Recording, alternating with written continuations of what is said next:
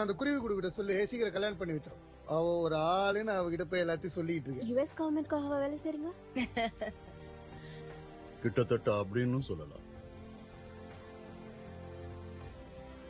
தேஜ், பெட்டிக்கு விஷயத்த சொல்லிடு. நாம மிடில் ஈஸ்டுக்கு போக போறோம்.